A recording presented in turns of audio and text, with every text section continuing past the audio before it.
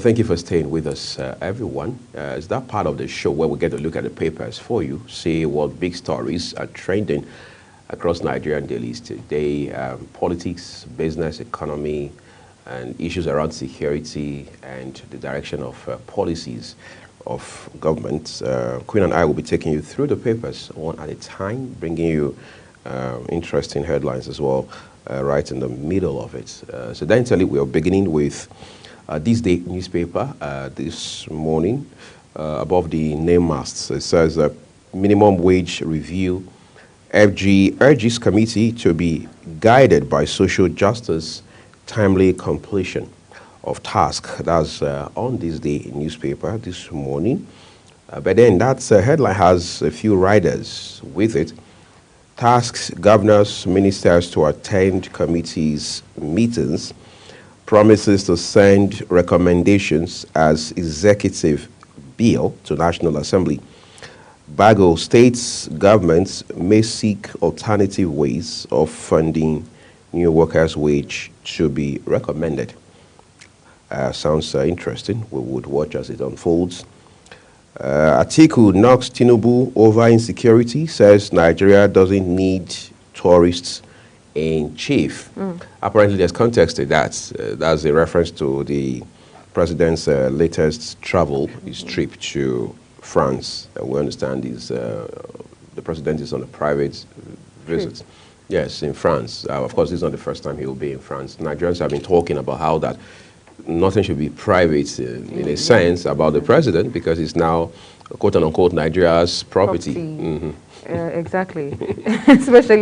Especially now that we're in such a time as this, with all of the happenings, economic downturn, and insecurity and everything, we feel that president should stay at home, right? Should be, yes, presently at home. There's chaos in your house. Well, let's see how that turns out. I also feel, I mean, we expect as citizens that the handlers of the president, I mean, those particularly who handle public relations, communications, and, all of the affairs of the president in terms of media and the likes, have to be more professional, have to be more forthcoming, have to be more forthright with regards to the way they send a message about the itinerary of the president, whatever it is the president is doing, and so on and so forth. All right, because you can't just keep over 200 million human beings in the dark, over whatever it is that the president is up to. He's Nigeria's president first before anything else, I just hope we learn our lessons because we had seen similar scenarios play out in the past, even at some point at the state level, on those states in particular being one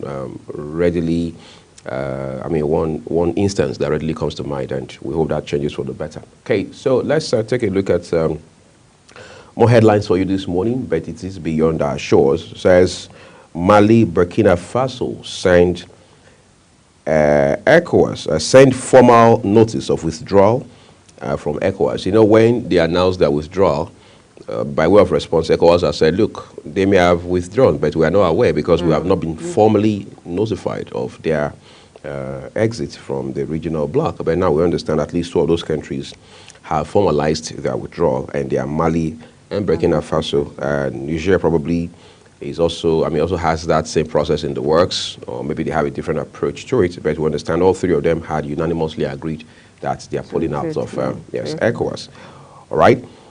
Official I&E rate hits 1,482 naira to the dollar. That's an all-time high. Let's put that on record. Surpasses parallel market FX price at 1,460 naira to the dollar. So what do the riders here say? The first one reads, CBN completes payment of all verified FX claims due to airlines. That has been a long time coming, the backlog and all of the obligation of the CBN to the airlines. Office relocation directive takes effect as staff resume at Lagos offices. IATA insists Nigeria still owes foreign carriers $700 million. IMF, what else? Revises Nigeria's 2024 growth projection marginally to 3%, retains 2025 forecast at 3.1%. Well, again, it's obvious that's a marginal downwards review there. But let's turn to the next paper now, the Daily Independence, and Queen has that one first. Okay, so on the Daily Independence, just above the nameplate, we have FG sets out modalities to lift national living wage. Interesting. Killers of Ekiti monarchs will not escape justice, Tinubu vows. Now, the big story here is foreign airlines fault CBN says $650 million trapped funds unpaid. And then we have inflation, FX, volatility force review of handling rates for airlines. We also have APC considers contempt precedents against Plateau Assembly Speaker. And then on page 29, we see that federal government to establish recycling plants in 774 local government areas. We have Nigeria sees increase in active voice internet subscriptions drop in tele density. You'll find that on page 7 of Daily Independent. And then we have the PDP clears all 10 aspirants for Edo governorship primaries. I think that's all for the... Okay, we have another story here. Bordering on insecurity, Tinubu playing fiddle while Nigeria drowns. Atiku laments. That one has a writer, right? Says if shoes are too big for him, he should step aside. Well, the president has yet to tell us that. Then you have one headline at the foot of the front page. Says Supreme Court affirms the registration of Hope Democratic Party by INEC. So Hope Democratic Party, as we know it, is gone. But I'm interested in this story that has details on page 29, Queen, which is the one that says PDP clears all 10 aspirants for a dual governorship primary.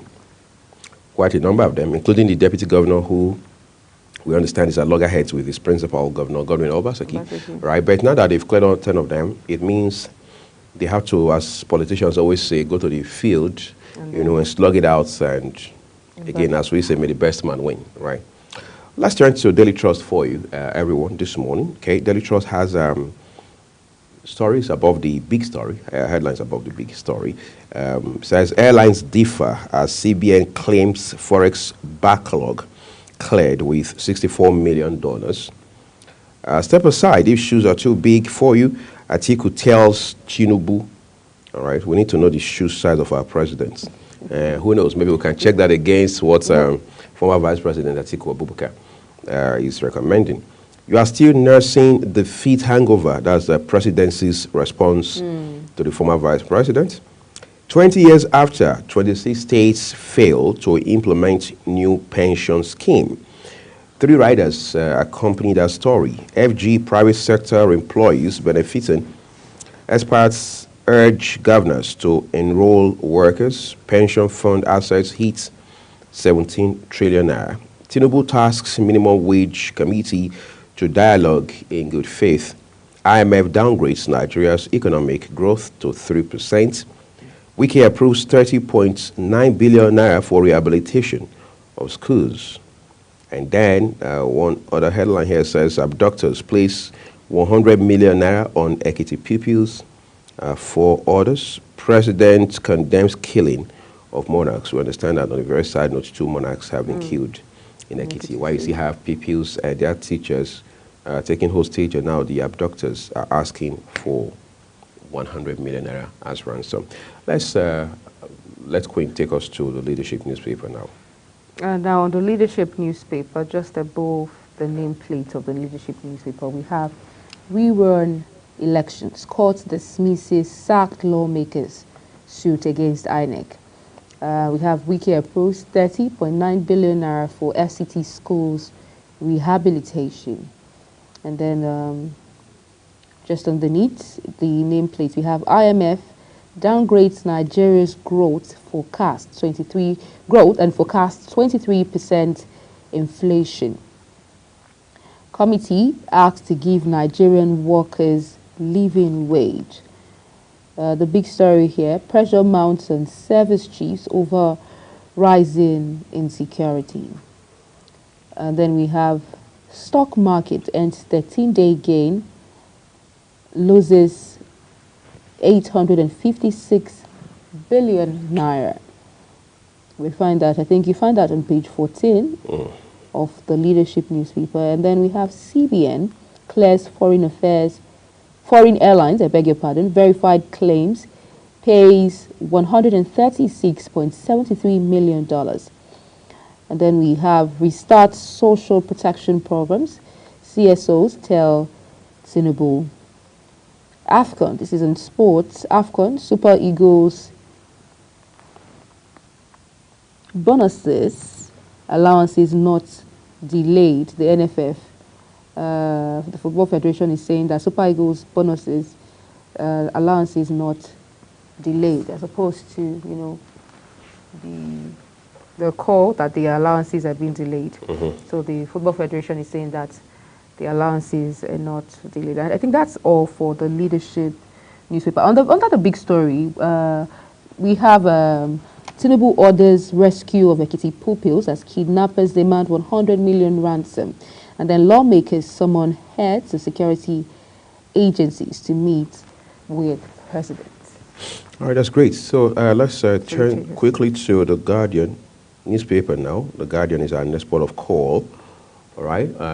On the front page of the Guardian, big one there, says 7 states on Niger borderline, bandit smugglers reign as sanctions hardship ground communities.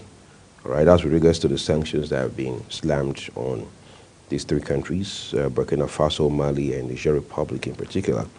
CBN cautions FX dealers against market manipulation as Naira slides to 1,500.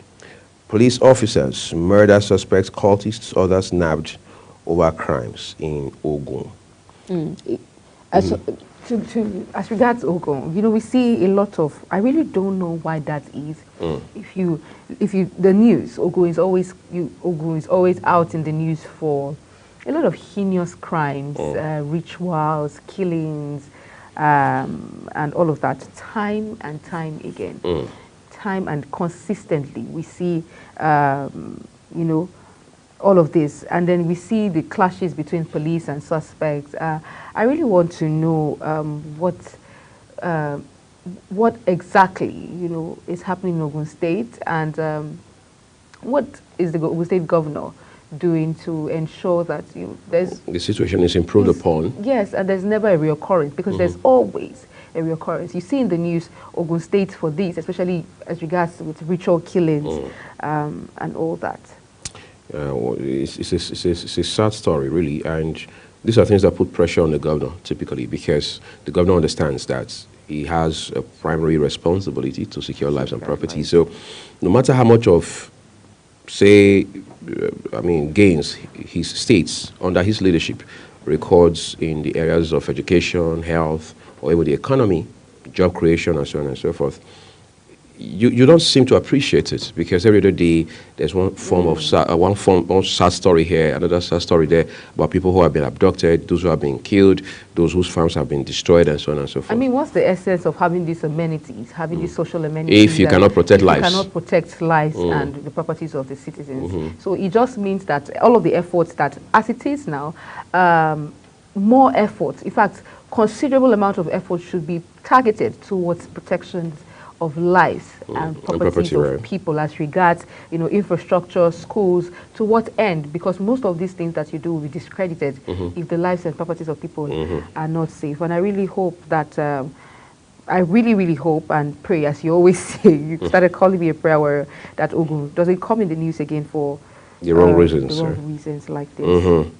All right, more headlines from the Guardian newspaper, everyone. Says workers demand living wage as FG unveils negotiation committee. You can find details of the story on page 6 of today's Guardian newspaper. All right. Nigeria ranks 145 on Grafts Index, scores 25 out of 100 points. That's a far below average. All right, 25 over 100. Really below average. Yeah. Tuition fees hike imminent as private schools spend fortune on security. Again, Senate summons service chiefs over insecurity. All right. Sign executive order on unexplained wealth on Dumetel's Tinubu. I think that's the way to go ultimately, because we can't continue to have the kind of system where people are not accountable because some people feel they are right above the law. True. And then we have the Punch newspaper, and Queen has those headlines for us. On the Punch newspaper, just above the nameplate, Naira plunges in official market. CBN warns forex dealers. Nigeria, IMF foresees weaker growth. And then 200,000 minimum wage no longer realistic. This is coming from the NLC. Then we have kidnapping epidemic. Abductors demand 100 million naira for Ekiti school children, teachers as well. This is sad. And then we have the rider there, police, NSCDC, Amotekun, OPC, hunters from Joint Task Force arrest 5 suspects. This is some sort of good news as regards the Ekiti abductors. And then we have NNPCL woos South Korean investors for gas projects. You find that on page 36 of the Punch newspaper. 300 stranded Europe-bound Nigerians return from Libya. And then we have Fosoranti remains Afenifere leader, not Adebanjo. This is the secretary speaking. And then Ogun, 2 police inspectors, corporal dismissed for robbery. This is another story in Ogun. Again, as regards the, we see cases of corrupt officials. Now, it has eaten so deep into the system that the body that should be regulating and should be in charge of is now also found culpable. Is now also found culpable. And we see news of even policemen being in the train of these bandits and all that. It's sad. So we have the last story on the Punch. Says Adeleke imposes curfew as 2 die in communal clash. That's so sad. Incidentally, that's the much I can bring you this morning on the paper review. We do hope you find time to take a look at the details for yourself as you make progress into this Wednesday's midweek. All right, so make it count on every front. Let's now join Anthony Mamodu of our sports desk to bring you some updates. Exciting edition of our sports news update. Let's begin from the ongoing 34th edition of the AFCON tournament in Cote d'Ivoire. VAR came to the referee and Ivory Coast rescue during their African Cup of Nations last 16 clash with Senegal after the man in the middle originally failed to award the host a stonewall penalty. Senegal went ahead inside 4 minutes through Habib Diallo, but Ivory Coast pushed for an equalizer in the second half and had a great chance when former Arsenal flop Nicolas Pepe was played through on goal in the 83rd minute. Pepe got there just before Senegal goalkeeper Edouard Mendy and appeared to be wiped out by Chelsea's shot stopper, but the referee waved away Ivory Coast's appeal for a penalty and even booked Pepe for diving. It looked an extremely harsh call on Pepe, and replays immediately showed the referee had got it badly wrong. Thankfully, VAR was on hand to tell the official to go check his pitchside monitor, and the penalty was finally awarded. Moving on to other big stories, let's tell you that Ivory Coast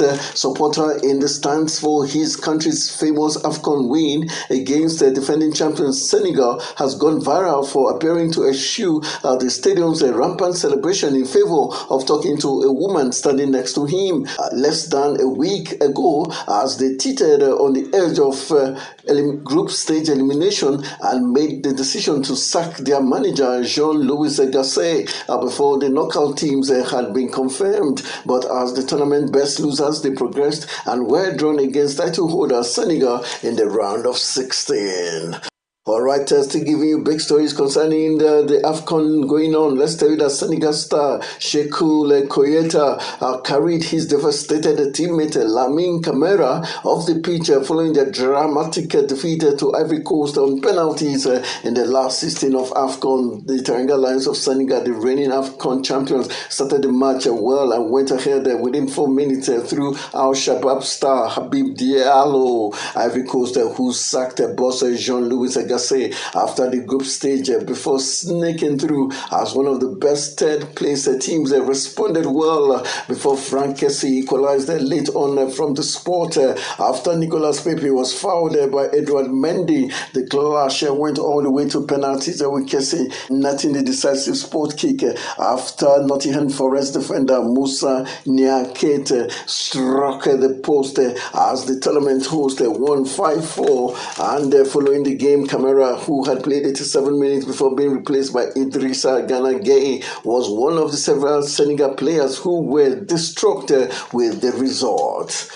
All right, moving on, let's go to Europe, where Kylian Mbappe transfer saga is at last set to come to an end in February after years of links away from Paris Saint-Germain. According to reports, the French captain has been connected to an exit from the Parisian club for what seems like every transfer window in the last 4 years. After joining Paris Saint-Germain from Monaco in 2017 on loan, let's say that Real Madrid's long-term interest has seen the two parties linked over a swap, although not has materialized with Mbappe on numerous occasions, instead signing a new deal in Paris, his most recent deal earning him a hefty payday. The contract, though, is set to expire this summer, although the player has an option to extend by another year, and they stopped the club from losing him for free this summer, which would represent a non-existent return on a £153 million they signed him for. However, after years of toing and froing,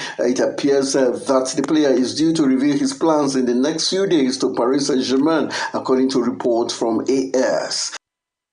And wrapping it up, talking golf, Tyrrell Hatton's move to the LIV circuit will be rubber stamped immediately in what will cause a fresh headache for European Ryder Cup captain Luca Donald. Hatton, who confirmed earlier this move that he had held conversations with LIV, is expected to be named in the field for their season opener in Mexico, which begins on Friday. It will be another blow for PGA Tour and DP World Tour, and a further complication for Donald on the back of John Rahm's departure in December. Rahm remains eligible to play in the 2025 match in New York because he has not relinquished his DP membership, and Hatton is sure to do likewise. But under the European circuit's current rules, they will accrue fines and suspensions for each LIV event they contest. If those regulations are not changed, it is difficult to envision how either golfer would possibly satisfy the selection criteria of playing 4 DP tournaments in a season. And that's how we call it a wrap on the Sports News Update. I am Anthony Momodu.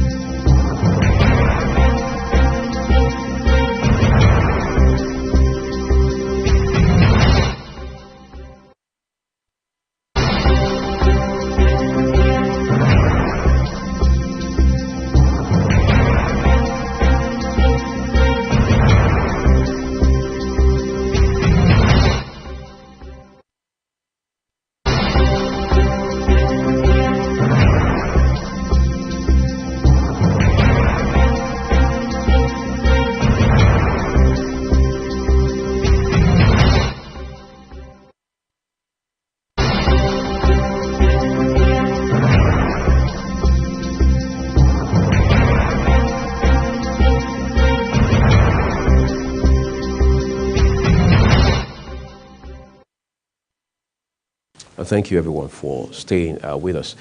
Quite an interesting times that we're living right now. Left, right, center, one challenge after another. These are some of the issues we're looking at on the program this morning. Recall that we have spent the last couple of months talking about the Niger Republic in particular.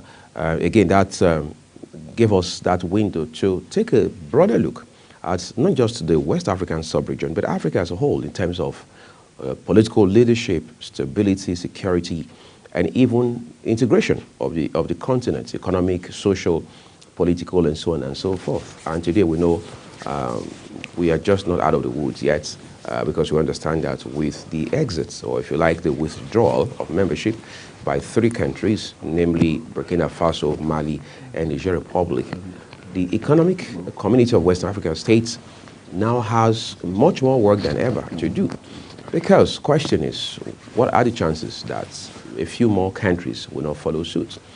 And then add to that the question of whether or not we have been able to address those issues that trigger coups across the sub-region. I mean, is it not so worrisome that of all the countries within the West African sub-region, we know 3 that are particularly, 4, now dealing with issues of coup and the sick-tight syndrome across the continent. These are issues that are very, mind-troubling, and the earlier they are addressed, the better for us all. We'll be joined by an academic from the University of Benin via Zoom live this morning, who will help us just expand the narrative, find perspective, and some sense in what is going on right now. But we have an update for you with regards to the AFCON.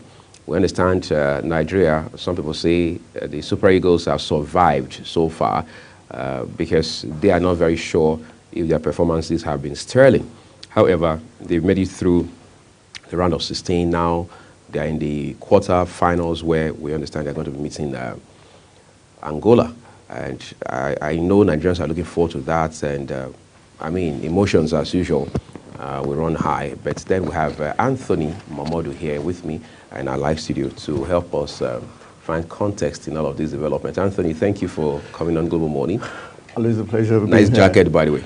Yeah, we're getting set, hoping the Super Eagles will allow celebrating full gear. Tomorrow it's the big day. Right. And it's because of one man. We're looking towards tomorrow on Friday with very great passion. We're talking about Samuel Okwaraji, who slumped and died while playing for the That was 1988?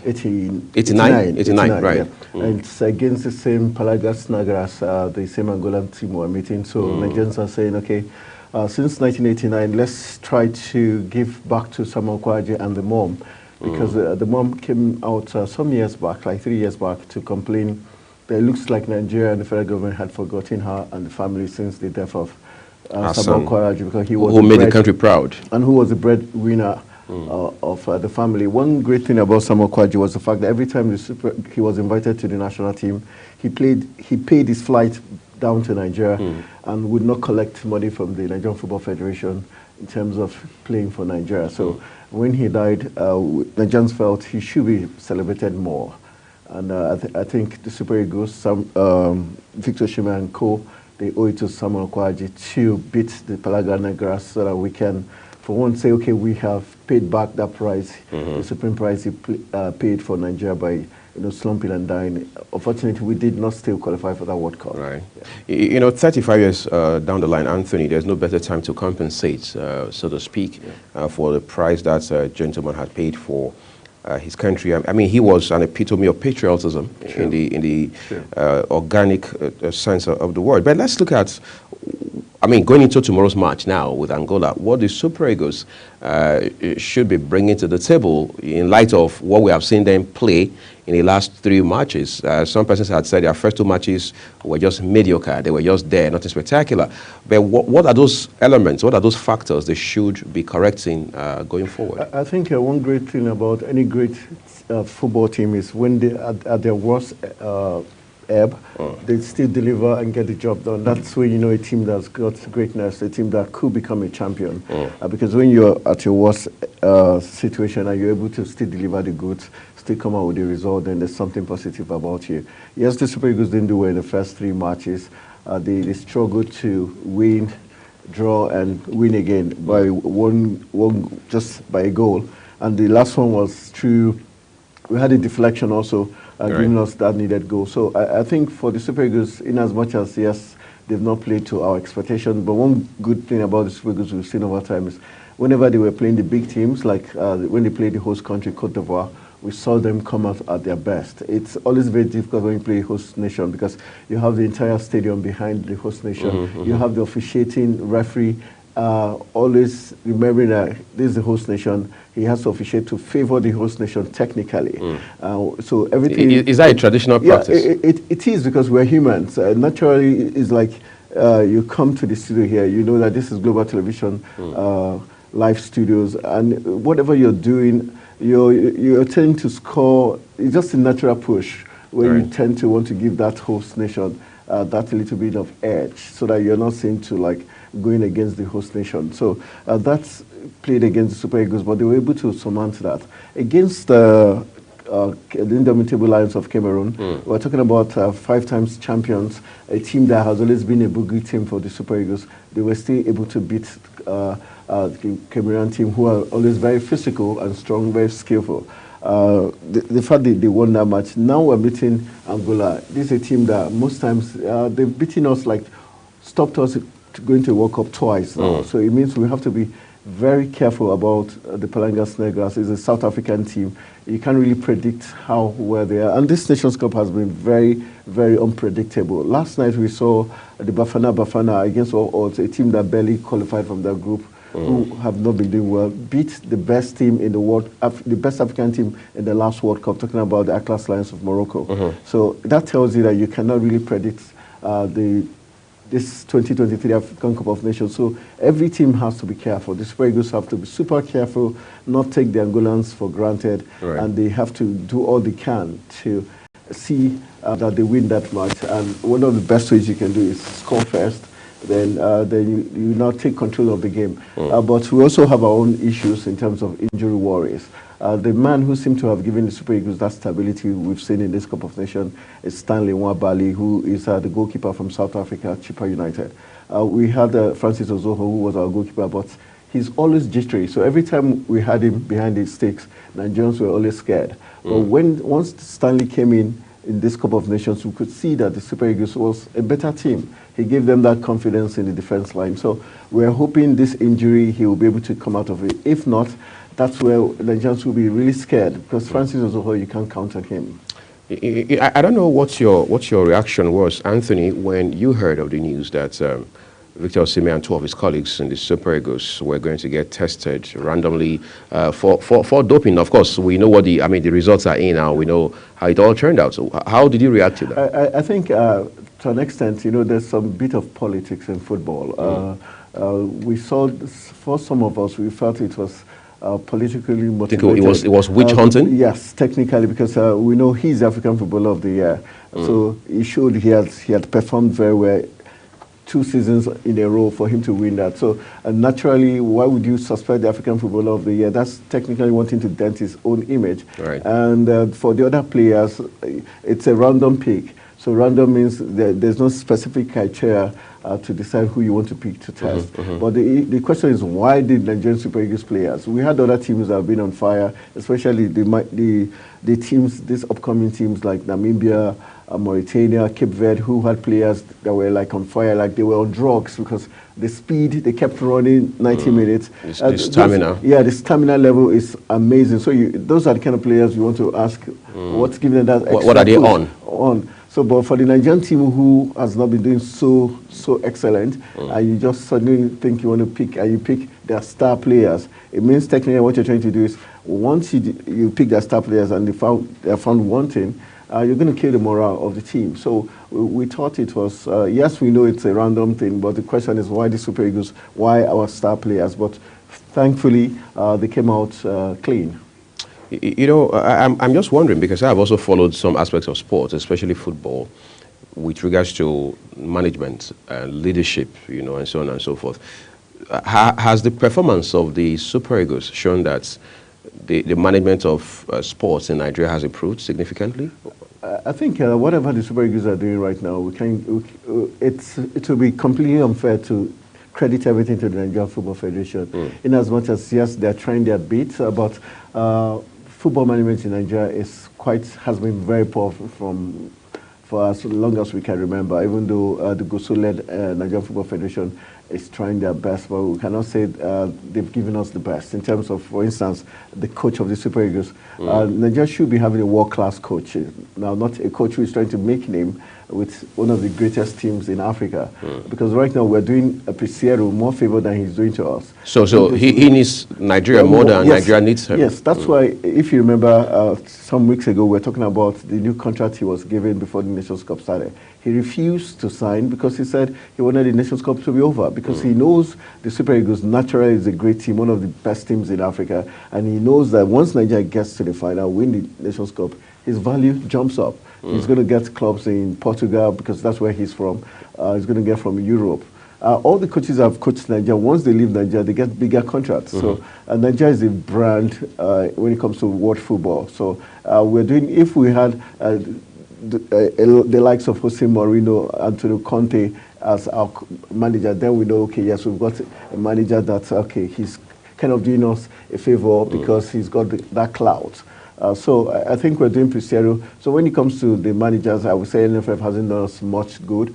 Then in terms of player management, just recently, before the Cup of Nations, we had the president pay off all the debt they've been owing the Super Eagles players. So it tells you it's been a very terrible management by the Nigerian Football Federation, because for every World Cup you attend, the FIFA gives you a grant for preparations. And the federal government gives you a grant for preparation. So what are they doing with the monies? And we know that the Minister of Sport also gives them their own share of the national loot in terms of allocation. So the question is, they also sign contracts with companies. You just called it national loot. Is that what it is? Yeah, for me, because the Minister of Health, Sport, technically giving NFF some subventions at a point. It shouldn't be the case, because that's one of the reasons they repealed Decree 12 of the Constitution, because they said Decree 12 made it NFF under the Ministry of Sport. Okay, now you repeal that act, meaning that you're an independent body. So why still collect monies from the federal government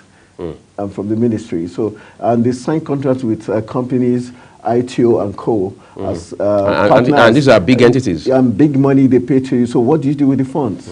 Accountability and probity, has always been. Remember the last time the Buhari government set up a probe to probe the NFF, Amaju Pinnick was in charge then, Oblak's committee. Just when Oblak had so much dirt on the NFF president, the next thing we hear, he was being witch hunted. All the evil, according to them, all the infractions of Oblak started surfacing, and the next thing, the president dissolves Oblak's committee. And that was how Amaju Pinnick got scot-free. It's interesting. Quite a perplexed situation we're dealing with. But let's turn to a bit of politics for a minute. I mean, I'm not ignorant of your passion for discussing insecurity, especially as it has to do with the North Plateau in particular. Yes. Now, in that light, we understand that the House of Representatives is seriously considering setting up a committee to unravel the causes of plateau crisis. Do you think that intervention is timely? I think it's belated, and I think it's unuseful, because the deed has been done. The previous Speaker of the House of Assembly of Plateau State, Stephanos Mamzata, told us on Media Discourse last week that they have reported to Mr. President. Caleb had visited, that the Executive Governor of Plateau had told the President that they've got issues with the Nigerian army, that they believe and they are convinced that they connive with this insurgents or terrorists to kill their people. There's this ethnic cleansing pattern that it's following. And they give a very clear example of the recent Mangu killings, that, okay, the army gave us excuses, Buba especially, because he was one that addressed the press conference saying the terrain was this and this, there were 90 kilometers, gave many excuses. But they said the Mangu killing, for instance, was in the town. It was in the township. So it had nothing to do with the terrain. But still yet, they killed people in Mangu, and there was no response from the military. And so they are convinced the military is conniving deliberately to kill their people. So I think they don't need any committee. These are just jobs for the boys where they set up committee. Then it takes another 10 months, then the killing continues. So they have said it's deliberate. They have fingered the Fulani Hausa community as those killing their people. And we saw videos, even we saw in our sister media houses in Arise, where it was obvious they were burning churches. So it's very clear what this agenda is. So I think it's always very painful when the Nigerian government and the state actors begin to play politics, hanky-panky, trying to delay justice or do the right thing. And they had said time and time again, they think they prefer the mobile police to be in charge than the military. You know, it's crazy, I must say, because in institutions like this, Anthony, you should have the police coming, not even the military, because this is an internal issue. But then we find ourselves in a very,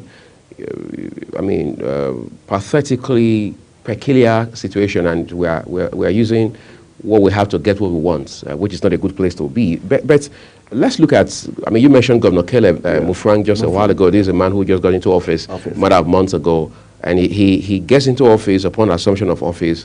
It is one form of insecurity or another. Weeks into office, he had to even declare state of emergency, a curfew in an entire local government. And that's a drawback for the state. I think the one issue I didn't even point out was the fact that the former speaker said one thing that was peculiar about it was when he had to do Caleb is from Mango.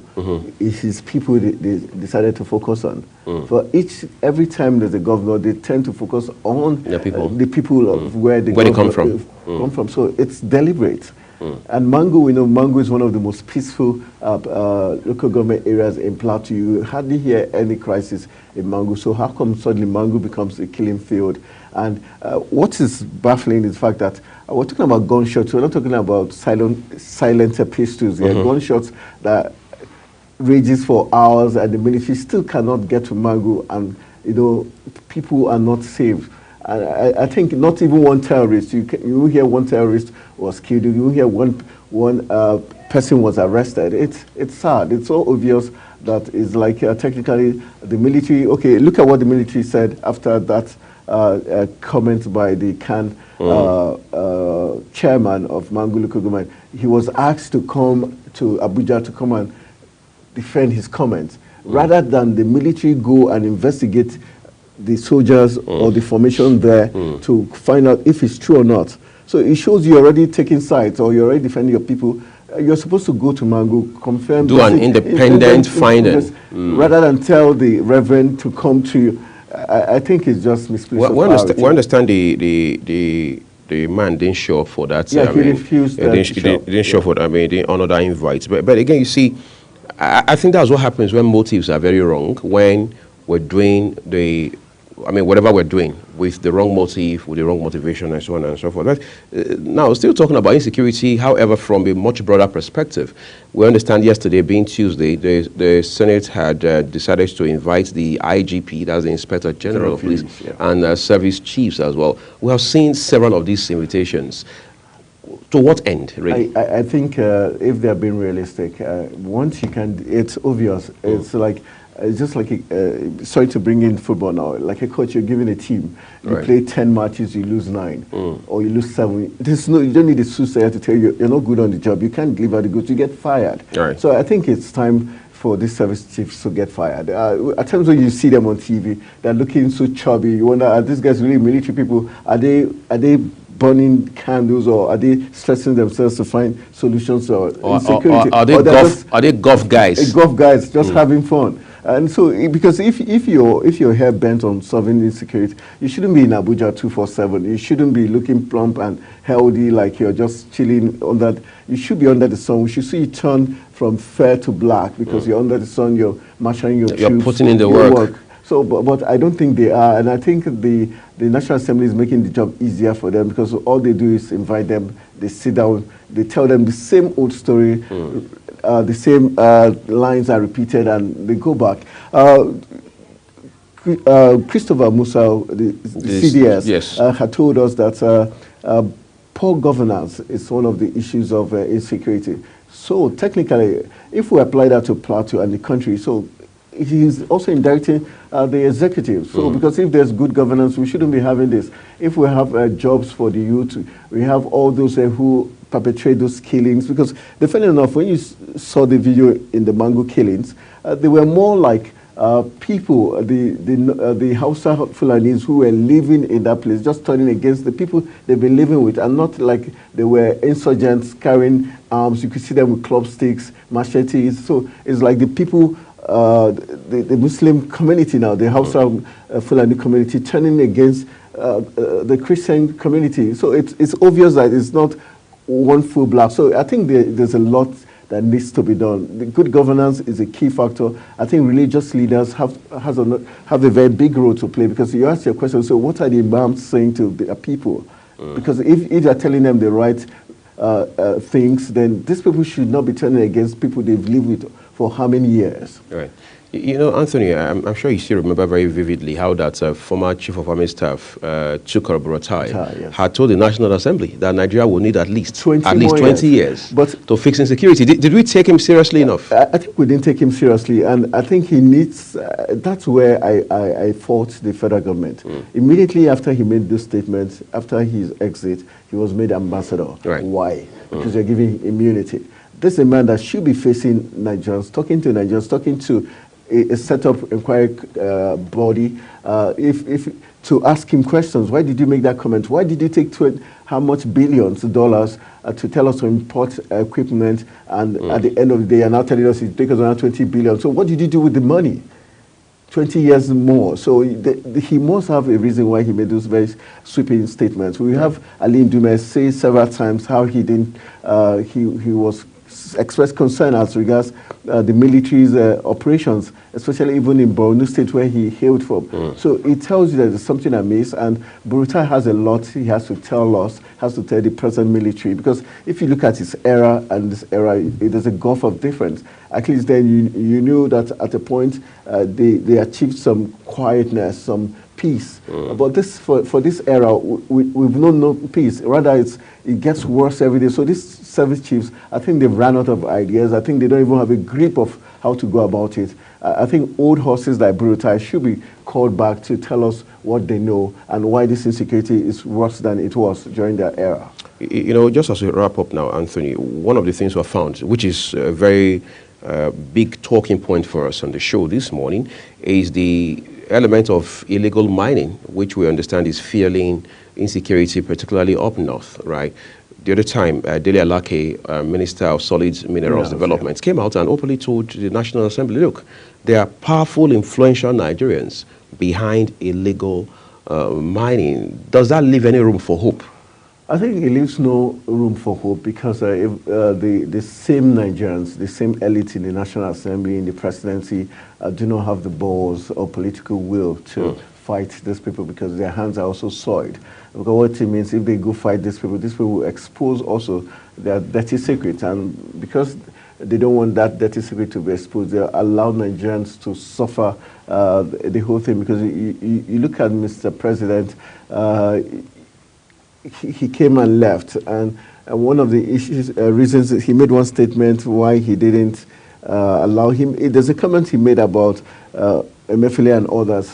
So you begin to ask, so you're aware of these consequences, you're aware of the wrong, the improprieness of whatever decision or policy that is being taken by this man, but you let it fly because for you and your family, you feel you are safe. So I think that's a dangerous trend, because it's going to get to a point where even the elites will not be able to come out of their homes when everything turns south. Because right now it's because they feel they are safe with their families, no harm can come to them. So they'd rather just allow Nigerians go through the pains. But it's very sad that the elites, most times when you hear the National Assembly complain or take actions, is when one of them have been affected directly. So it just tells you that we have elites that do not care, honestly. I think insecurity is a long drawn-out conversation right now in this country, but we understand that FCT, by the way, is becoming safer compared to what we have seen the last few weeks. We understand a lot of work is being done, but you had also talked about it here, and you were saying it's not enough to just have this knee-jerk approach to it, just being essentially reactive. that we have to be more proactive, that no matter what happens, all of those measures we have put in place now must be sustained over a long stretch of time so that we are able to see continuous significant results. Anthony Mamadou, thank you so very much for coming on the program. You can catch Anthony at 10 a.m. Nigeria time on Talk Sports here on the program. We're taking a quick break now. When we return, I'll be talking with my guests on illegal mining, the nexus between economy and the social implications. All of that's waiting for you right after this break. Do stay with us.